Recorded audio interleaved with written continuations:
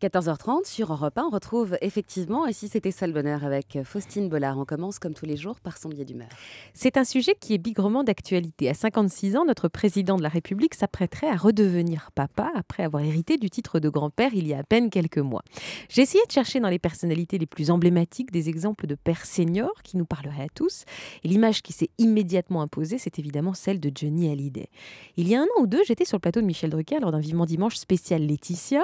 Johnny était là, tenant tendrement la main de sa douce sur le canapé rouge lorsque Michel annonça une surprise. Sur l'un des titres phares du chanteur, Jade a fait son apparition sur la scène tenant la main de son grand frère David. Johnny pleurait, comme il pleura encore en découvrant un clip retraçant les premiers mois de sa nouvelle vie avec sa petite fille. Je me souviens m'être fait la réflexion en observant cette émotion. Ses larmes semblaient être à la fois des larmes de joie et de mélancolie. En regardant son grand gaillard de fils, adulte aujourd'hui, et sa petite poupée marcher vers lui, c'était un double constat pour l'artiste. Le constat d'avoir incarné une immense absence, peut-être, dans la vie de son aîné, et de pouvoir peut-être rattraper aujourd'hui ses erreurs avec sa petite dernière à l'époque.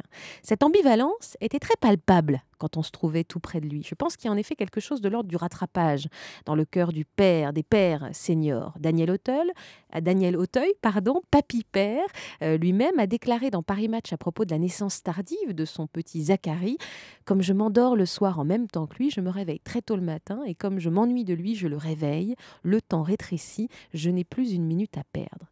Cet enfant du deuxième âge serait-il l'unique seconde chance de la vie d'un homme, sa chance de se faire pardonner le passé, sa seule chance d'arrêter le temps, la vraie chance de sa vie de tout recommencer avec ce qu'il sait aujourd'hui?